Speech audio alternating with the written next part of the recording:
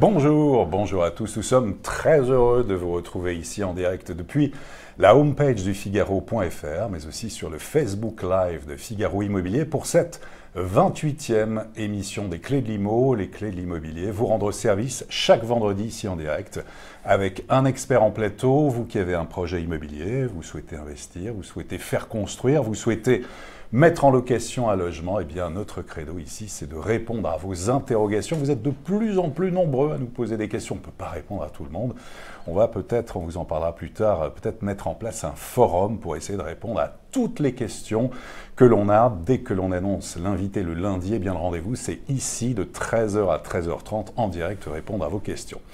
Alors après l'investissement dans le neuf, après l'achat-vente avec les notaires du Grand Paris, Aujourd'hui, on va parler taux de crédit, on va parler budget, on va parler financement, évolution des conditions sur à la fois les assurances et les garanties avec un expert dans le domaine qu'on est très heureux d'avoir ici à nos côtés, c'est Philippe Taboret. Bonjour Philippe. Bonjour Olivier. Directeur général adjoint de KEFPI, courtier en crédit, spécialiste de crédit immobilier, mais de l'immobilier au sens large. Un mot sur KEFPI ? KEFPI, c'est une vieille maison. Je pense que tous nos auditeurs connaissent cette entreprise de courtage en crédit, c'est-à-dire que nous faisons l'intermédiation entre l'emprunteur et la banque.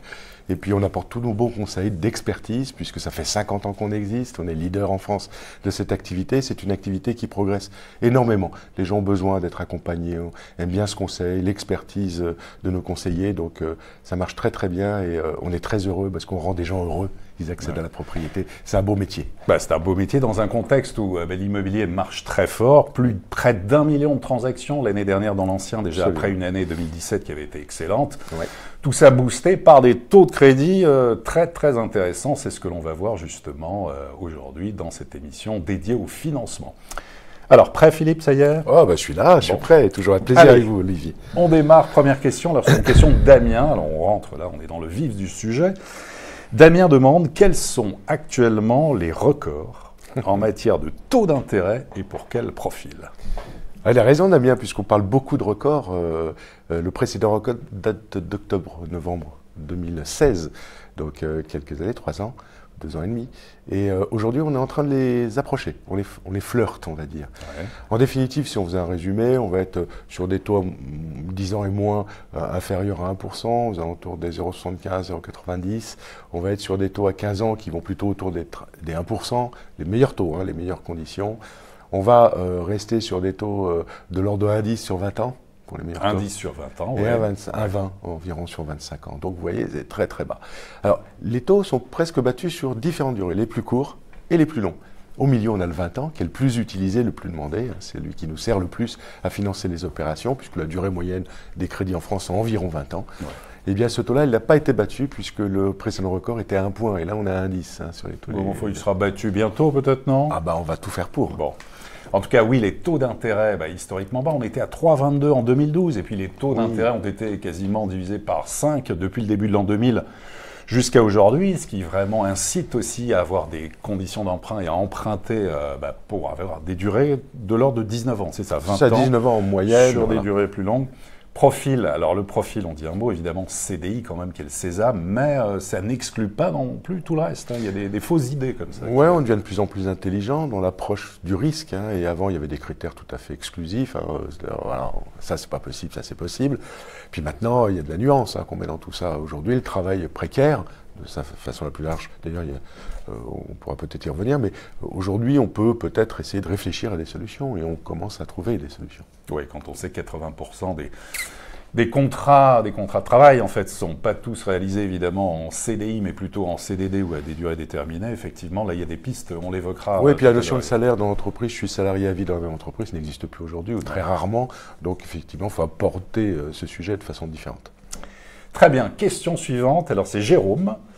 Alors Jérôme nous dit, si les taux d'emprunt d'État remontent fortement, quel sera l'impact pour le crédit aux particuliers et quand, selon vous ?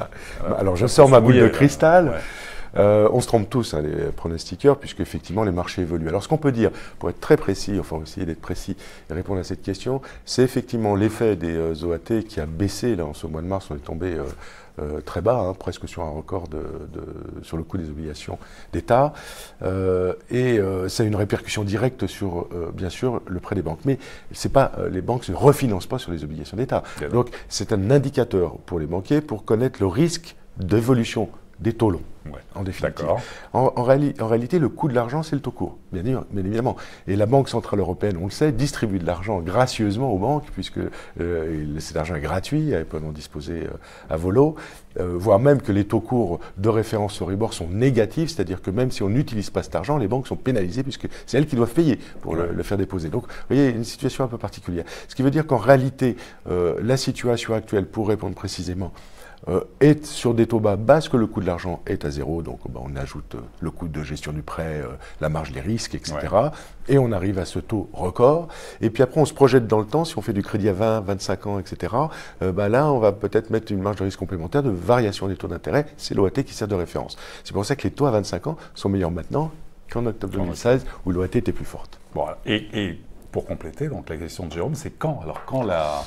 Non, c'est difficile de se prononcer. Ouais, c'est la boule de cristal. Et on se trompe souvent. Moi, je disais l'année dernière en 2019, on verrait les taux reprogresser à partir du deuxième semestre. C'est faux.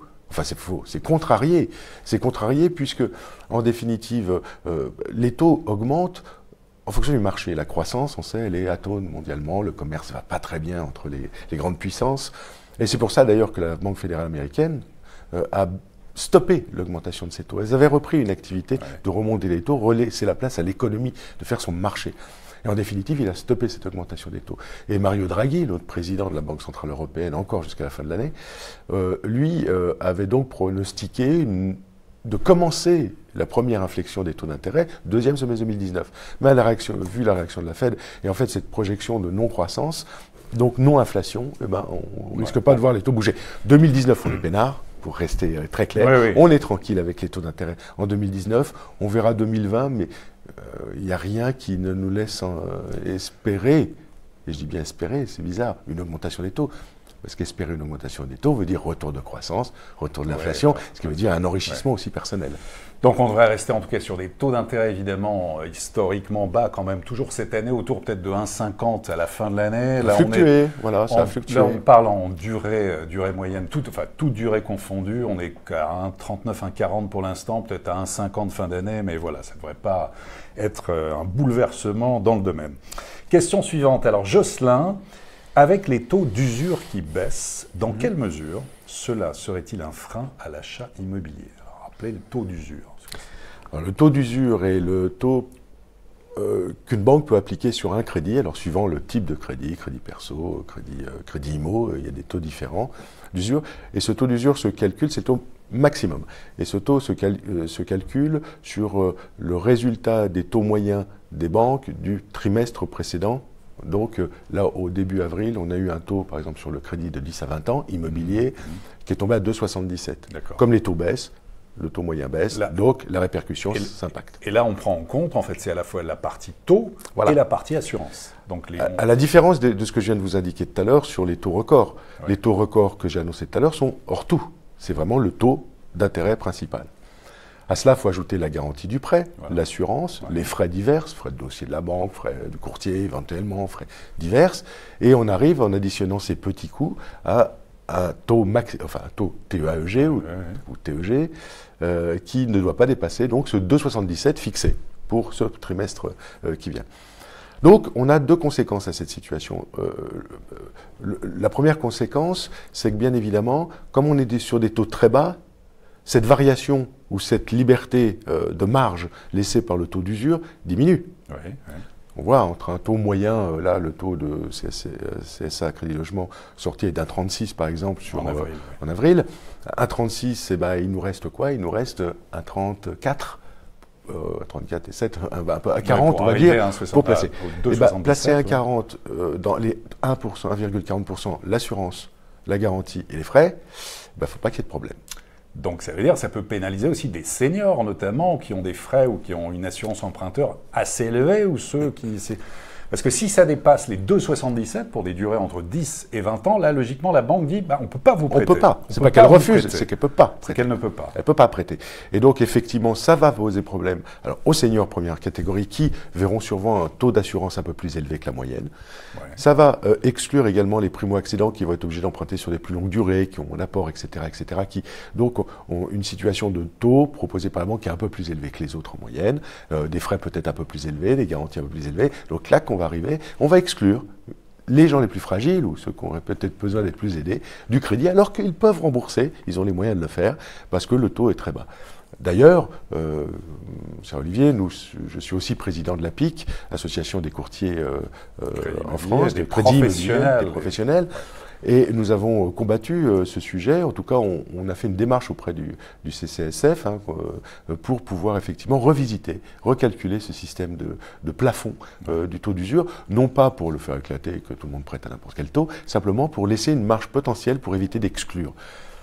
Je dirais qu'il y a un deuxième problème à cela, et c'est ce qui m'inquiète le plus. On a quelques clients qui sont exclus déjà pour les raisons que je viens de dire, mais il y a un deuxième problème qui me pose plus de problèmes, de questions. C'est qu'à un moment, comme on l'a dit tout à l'heure, les taux vont remonter.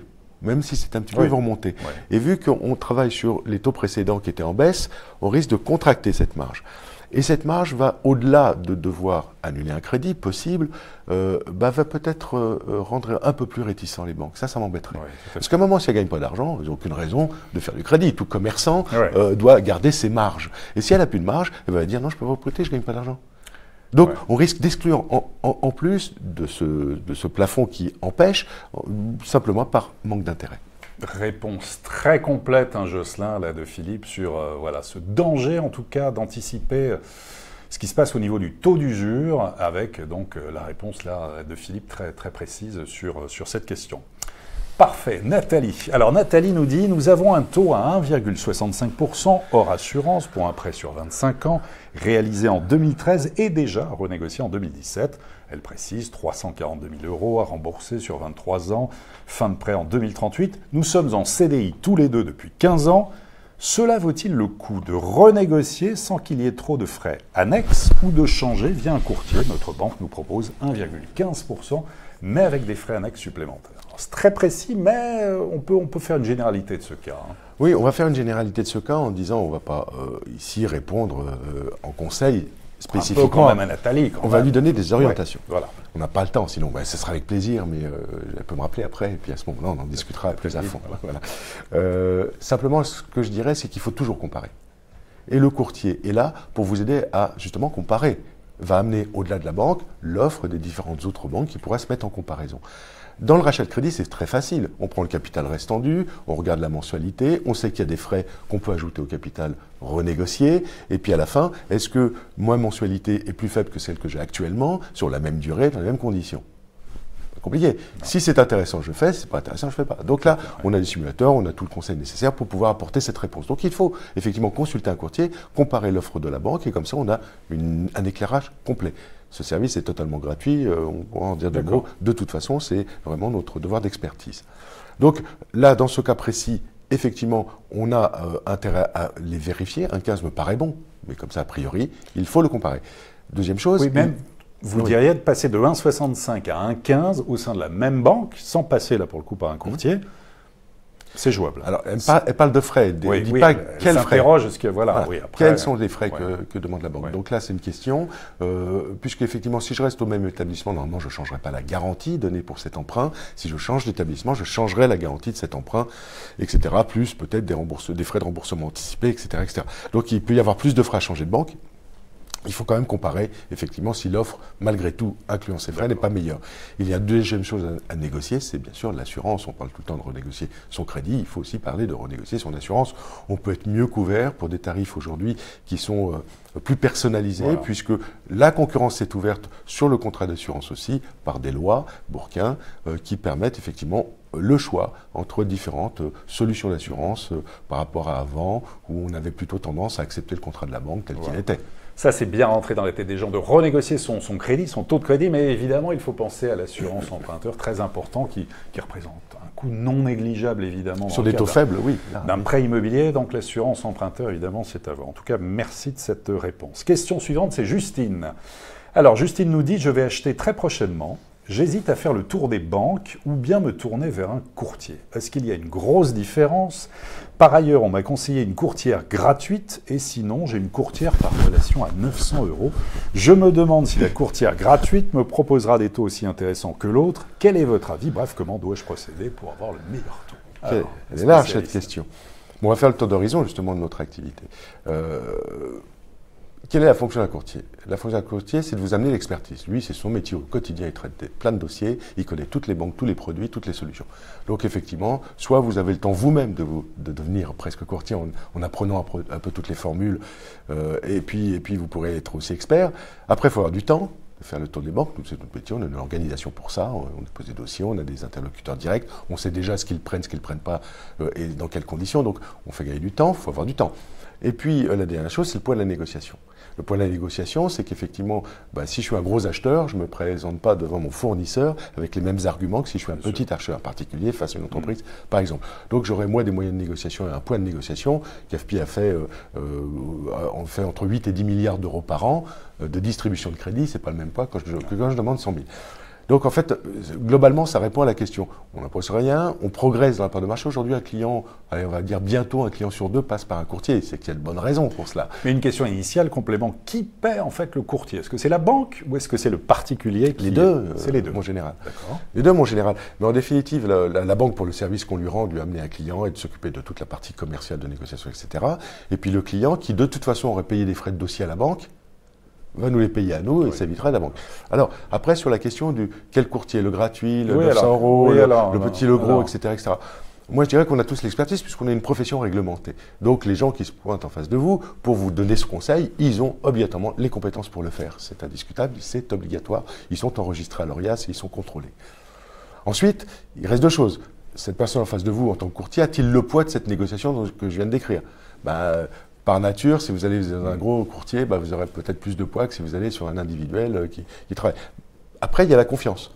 Moi, de toute façon, je confierai mes affaires qu'à quelqu'un en qui j'ai confiance. Ouais. Donc, si ce petit courtier est un tiers de confiance expert, ça vaut peut-être la peine de... Voilà. Donc, il y a l'intuition, il y a le tarif, et puis il y a aussi la compétence et puis la confiance. Tout ça sont des éléments que nous fournissons aux clients de choisir, effectivement, où il se sent le mieux pour l'accompagner dans son projet. Très bien. Question suivante. Roger, je souhaiterais acheter après 70 ans pour un crédit de 40 000 €. Quel taux, quelle durée me conseillez-vous? C'est évident là parce qu'on n'a pas tout, mais bon.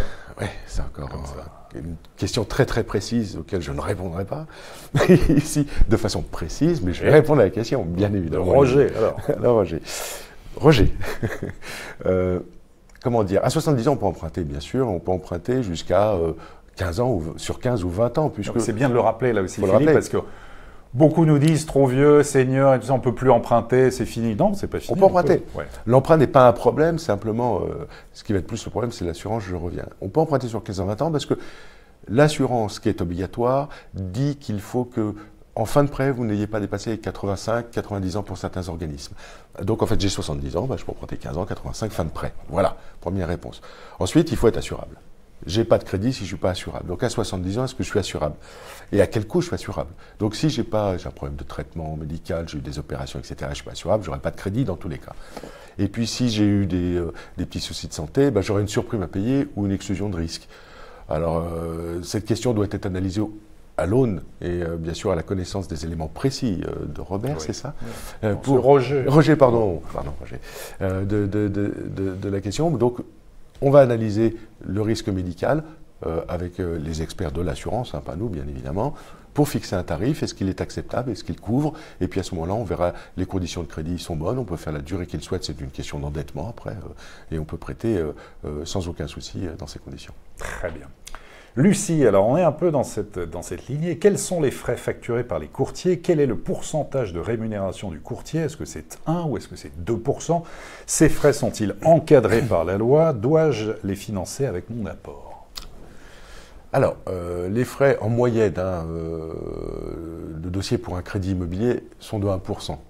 Il peut y avoir des plafonds, pas de plafond, mais c'est 1% en moyenne. Donc, si on fait un prêt de 200 000, c'est 2 000 €. Voilà. Ces frais sont les mêmes chez les courtiers Et il y en a aussi, enfin pas chez tous les courtiers, je vais aller sur le détail, et chez les banques. Il y a aussi des frais bancaires. Ouais. Donc en fait, la question qu'il faut se poser, c'est de toute façon, j'aurai des frais à payer. D'une manière ou d'une autre, ce qui m'intéresse, c'est le coût global de mon opération. Ah oui. Ce n'est pas le frais ponctuel sur un sujet. Si je vous fais gagner par ailleurs 20 000 euros, je serais bien content de payer 2 000. C'est de sortir gagnant. Oui, oui. Donc il faut regarder jusqu'à la fin qu'est-ce qu'il en est de ce coût de crédit, de cette mensualité et de la solution qui est proposée dans un cas ou dans un autre. Après, certains prétendent être de courtiers intermédiaires ou banquiers, même être gratuits. Ah oui, mais ce qui est gratuit n'a pas de valeur. Une définition assez logique. Ou alors, il y a un truc derrière. Et quand on est gratuit, c'est que derrière, vous n'allez peut-être pas payer des frais au courtier, mais vous allez payer des frais de dossier à la banque. Ouais, c'est forcément un loup quelque part. Il y a un truc, quelque chose. Ouais. Donc, alors que les gros courtiers, en général, il n'y a pas de frais de dossier à la banque. Donc, ils se permettent, eux, de prendre, c'est un deal avec la banque pour pouvoir effectivement garantir l'apport d'expertise. Encore une fois, s'il n'y a pas de frais, est-ce que je vais vraiment être disponible pour mon client? Est-ce que je vais l'accompagner dans toutes ses démarches? Être présent chez le notaire, par exemple? C'est une démarche qui va durer 4 à 6 mois, une opération d'achat et de financement. Est-ce que je peux compter sur une personne qui va être mon conseiller au départ et qui va m'accompagner jusqu'à la vente? C'est l'importance de l'accompagnement du début jusqu'à la fin du projet immobilier. Et des heures passées dans l'étude, la négociation, l'analyse, etc., etc. Très bien. Alors, question d'Éric. Avec les prix de l'immobilier qui montent dans les grandes villes et les taux qui baissent, quelles sont les villes au meilleur pouvoir d'achat? Où conseillez-vous d'investir dans un appartement ancien pour un budget de 180 000 €? Waouh! Voilà, c'est de l'expertise globale et immobilière. J'ai une petite fiche quand même pour me donner, parce que je ne peux pas me rappeler tous les chiffres. Quelques indicateurs. Aujourd'hui, on sort une météo, KFP sort une météo accessible sur son site tous les mois, où vous avez effectivement des indicateurs de tendance de taux, les taux du marché, les typologies, les profils emprunteurs, etc. Il y a pas mal d'informations intéressantes. Et on a un tableau particulièrement intéressant, on a pris un échantillon d'une quinzaine de villes sur lequel on calcule l'évolution du pouvoir d'achat immobilier. C'est-à-dire qu'on met en relation les taux d'intérêt et le prix de l'immobilier local. Et c'est un indicateur, hein, pas valeur de vérité, c'est un indicateur. Et je vais vous donner quelques chiffres pour répondre déjà à cette question. D'Éric. Pour 1 000 € par mois, je rembourse un crédit de 1 000 € par mois. Qu'est-ce que je peux acheter où? Eh bien, je pourrais acheter 105 mètres carrés à Reims. Belle surface. Pour 1 000 € par mois toujours, je n'achèterais que 22,50 mètres à Paris. 22 mètres carrés, oui, tout à fait.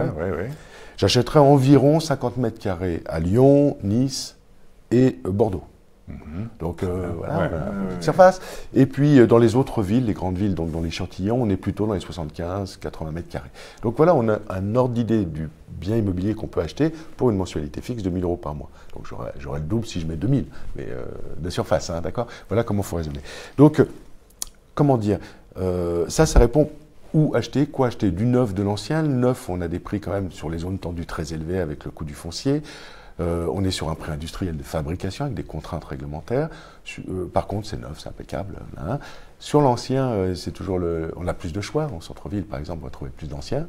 Il y a souvent de la réno à faire, c'est un peu plus énergivore. Donc, après, il y a une question de goût aussi. Est-ce que je préfère le neuf ou l'ancien? Parce qu'on achète quand même si c'est pour le louer, un coup de cœur. Moi, ce que je veux retenir surtout, c'est une étude de MSCI qui est sortie récemment sur le rendement de l'immobilier en 2018. 6,6. Quand on voit les rendements des placements divers, 6,6 pour l'immobilier général, donc particulièrement, d'ailleurs, on va me dire, oui, mais attention, il y a le tertiaire dedans. Non, le résidentiel. Le résidentiel fonctionne bien.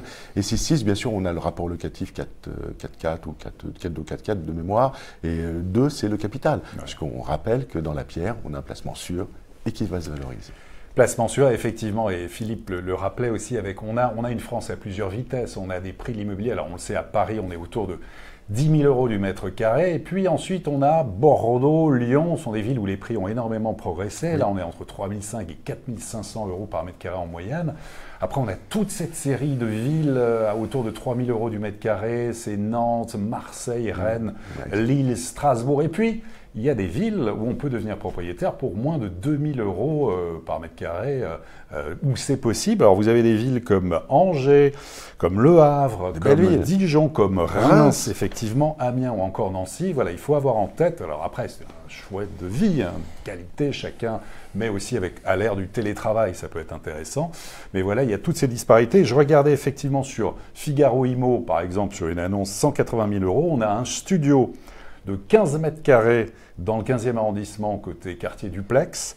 Et on a, à Rennes, un 2 pièces, 40 mètres carrés, dans le centre historique de Rennes. Voilà, pour 180 000 €, quelques exemples. Question suivante. Alors, question de Bernard. Pour acheter une maison, je vends mon appartement. Quel prêt relais puis-je obtenir et quel meilleur taux? Nous apportons 40% en complément. Bravo Bernard. C'est une belle opération et j'aime l'entendre puisque les gens ont peur du crédit relais. Et alors que le crédit relais est une solution qui permet de faire sainement ces démarches. C'est-à-dire que quand j'ai une opération en vue, je ne vais pas acheter, me retrouver dans des difficultés ou vendre. Il faut bien se dire qu'il y a des solutions bancaires. Le fait de vendre mon bien, c'est bien. Mais si j'ai vendu avant de trouver quelque chose, il faut déménager, il faut se prendre une location. C'est vraiment très compliqué. Alors, beaucoup étaient très stressés aussi par ça, en se disant, mais combien de temps la banque te laissait? Combien? C'est un an? Alors, 12 est reporté une fois, donc 24 mois. 24 mois. Donc, on a largement le temps de vendre. Si on est au prix du marché sur un bien correct, il n'y a pas de raison qu'il ne se vende pas, on a juste son prix. Le taux d'intérêt, en plus, peut être une raison. Ça coûte, puisqu'il y a un taux d'intérêt. Mais avec des taux bas, je réponds à la question de Bernard, les taux sont les mêmes que pour les crédits immobiliers. Ce que j'ai annoncé tout à l'heure comme taux d'intérêt sont valables pour les crédits relais. Donc, un crédit relais, ça va se traiter autour des 1%, tout simplement. C'est bien de le préciser, Philippe, effectivement, parce que là aussi, il règne, on a entendu tout et n'importe quoi. Voilà, donc si on fait le calcul à 1% sur un an, ça ne va pas coûter, même si je garde le relais un an, ça ne va pas coûter beaucoup de choses, beaucoup moins cher en tout cas que déménagement et location est problématique. Donc, quand je cherche un bien, quand je veux déménager, je cherche mon bien. Quand je l'ai trouvé, j'ai pris le temps de discuter, de négocier, de trouver la pépite, le coup de cœur, etc., etc. À ce moment-là seulement, je mets mon bien en vente. Je mets un relais en place pour les 3 mois, 6 mois de décalage entre les deux, et ça va se réaliser.